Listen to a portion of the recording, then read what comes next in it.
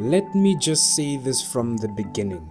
I absolutely love this Bakkie, and I know that is probably not the reaction you expected from me, especially considering what I thought about the Kia Tasman when it was first revealed. When Kia unveiled this thing back in 2024, I was one of the people looking at the screen thinking, Kia, are you sure? Because Kia making a Bakkie was already surprising enough. We had just gotten used to brands like Peugeot entering the pickup market with the Landtrack. And then Kia comes along and says, hold my coffee, we are making one too. And then they showed us the Tasman. And the internet absolutely lost it. People hated the lights, they hated the wheel arches, they hated the proportions, they hated pretty much everything about the exterior. And I'll be honest with you, I was one of them. But then I saw this thing in person, and guys, it is completely different in person. Especially this particular X-Pro with the off-road tires, the aftermarket wheels, and the Rhino cabin at the back. Suddenly, that weird design started making sense to me. It looks tough, it looks different, and there's something about seeing it physically that photographs simply don't capture. But what really sold me wasn't even the exterior, it was driving it. The steering on this thing is insane. It is so light and so easy to maneuver at low speeds, and then as you pick up speed, the steering gains weight and becomes much more planted. But in sport mode, you can feel the difference even more. And that is what I realized, that Kia did not just make a Bakkie, they made a modern Bakkie. And that's why, as I'm sitting here right now, I can genuinely say the Kia Tasman is probably my favorite Bakkie at the moment. Remove probably, it is my favorite Bakkie at the moment. Now before we get into why, let's talk about something very important. Money. So how much is this thing actually going to cost you? The exact Namibian price depends on the local specification and dealer pricing, but the flagship X-Pro is positioned around the 1 million mark in Southern Africa, with Namibian and South African pricing putting the X-Pro 4x4 at approximately $999,995. So let's use the $999,905 for our LS Performance ownership calculation. If you finance this full amount over 6 years at 12% interest with no deposit, you are looking at roughly 19,550 Namibian dollars a month. Over those 6 years, you'd pay approximately 1.4 million in total, meaning that 408,000 Namibian dollars of that is interest. And then there's the fuel. A full tank would cost you 1,920 Namibian dollars for an 80-liter tank. So the rest of the calculations I leave to you. And by the way, welcome back to LS Performance, where we don't just look at cars, but we talk about what they're actually like to live with. So if you're this far into the video, why don't you just like, subscribe, and share so that the whole world can know that there's an LS Performance out there. So when we look at the history of this car, Kia officially unveiled the Tasman on the 29th of October 2024 at the Jeddah International Motor Show. It was Kia's first proper pickup, and the company had been developing it with a global focus on work, lifestyle, and off-road capability. Kia says the Tasman went through 1,777 specific tests and more than 18,000 evaluation cycles during development. If you ask me what that means, I don't know, but it sounds nice, and that is quite beautiful, because this isn't Kia taking a Sportage, chopping the back off and putting a loading bed on it. This is a body-on-frame pickup designed from the beginning to compete in a segment dominated by some very serious names. Toyota has the Hilux, Ford has the Ranger, Isuzu has the D-Max, Nissan has the Navara, and Kia basically said, we are joining. And that's brave, because the Bakkie market is probably one of the hardest markets to enter. People don't just buy Bakkies because of specifications, they buy them because they trust them. They buy them because their father had a Hilux, their uncle had a Ranger, their company has been using Toyota for 20 years. So Kia had to give people a reason to look somewhere else. And I think the Tasman does just that. Now let's address the obvious. This car is controversial. Very, very controversial. I mean, look at it. Those headlights are sitting high up on the corners of the bonnet. You've got this massive upright front end with those squared off wheel arches and a very boxy overall design. It looks almost industrial, and I think that was deliberate. Kia didn't want this thing to disappear into the crowd.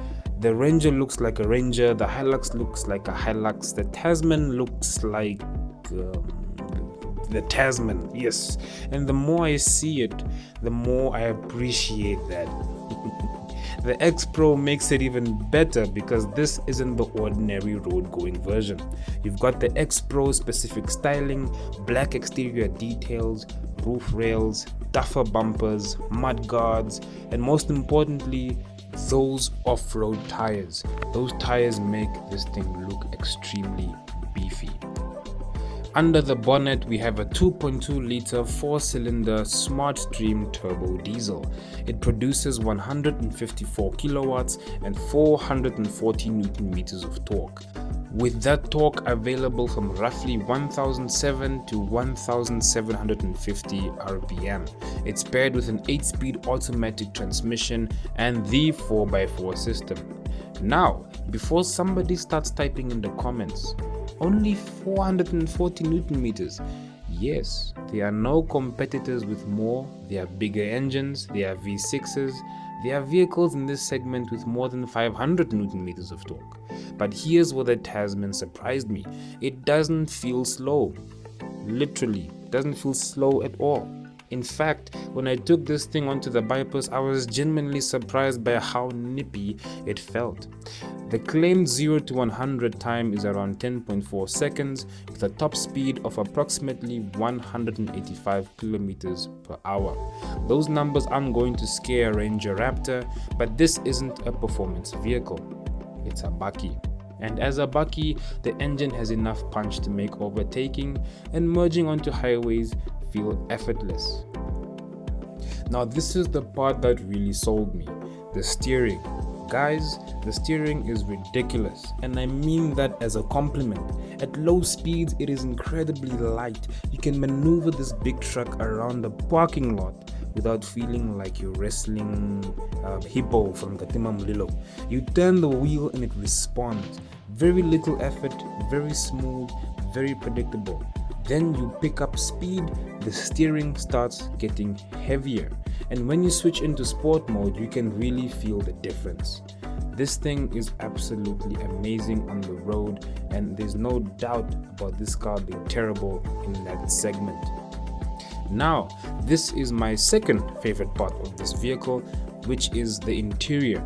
Kia absolutely nailed this. When you open the door, the first thing you notice is that this does not feel like a cheap work truck.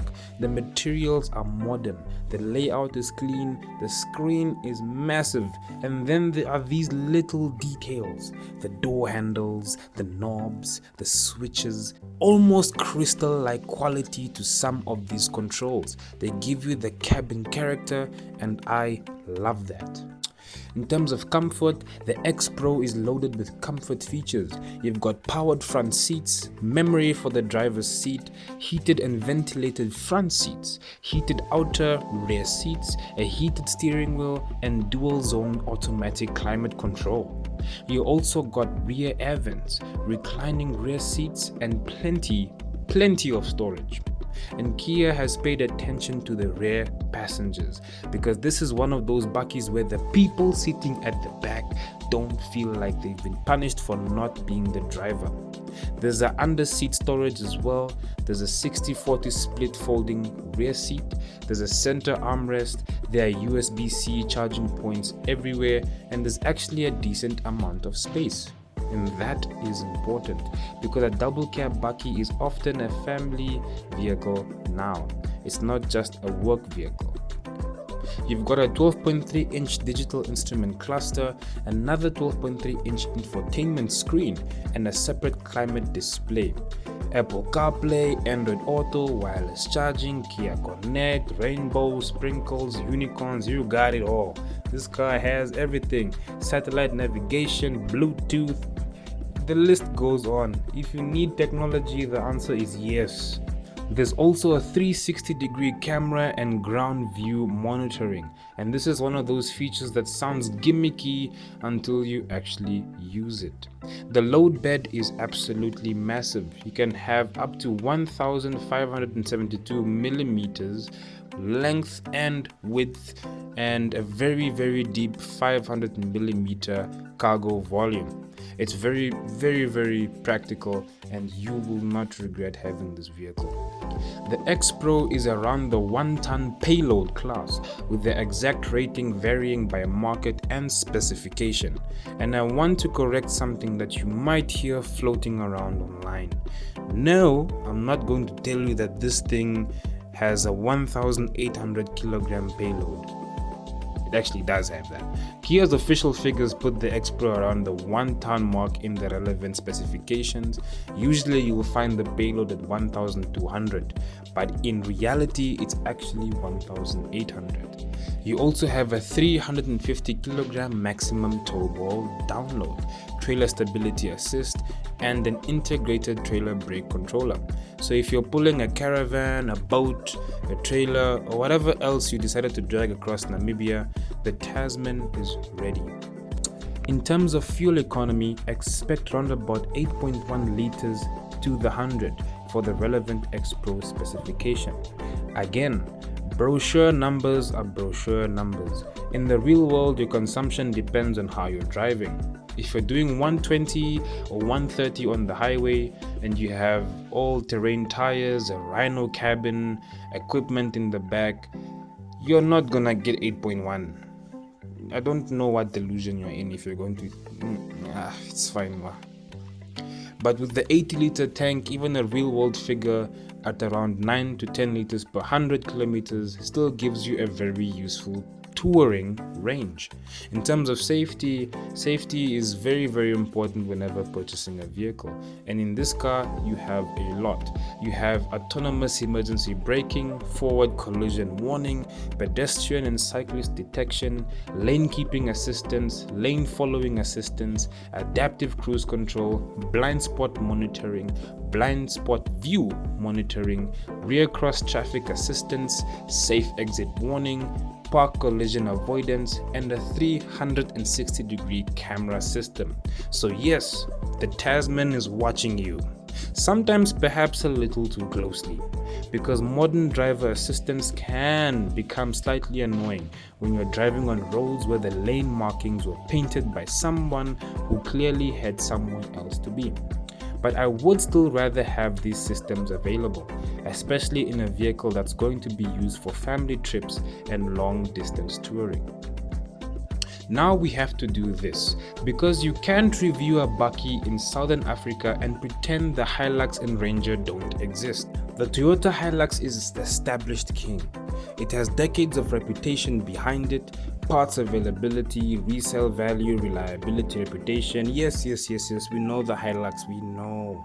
And we also have the Ford Ranger. Meanwhile, it's one of the most sophisticated pickups in the segment. It drives extremely well, it has powerful engine options. I mean, the Raptor, everyone talks about the Raptor. Then you have the Tasman, and here's my controversial opinion. I would buy the Tasman, not because I think it destroys the Hilux, it doesn't. Not because I think it objectively is better than the Ranger in every single category, it isn't. I would buy it because I like it more, and that's something that specifications cannot measure. I like the steering, I like the cabin, I like the design. Now that I've seen it properly, I like the technology, I like the off-road equipment, and I really like the fact that you don't see one every 30 seconds. And speaking of less obvious choices, this is exactly why we created Revio Automotive. Buying a vehicle isn't just about walking into a dealership and asking how much is the monthly installment. It's about asking whether the vehicle actually makes sense for you. What are you using it for? How much will it cost you to maintain? Is the specification worth the money? Are you getting a good deal?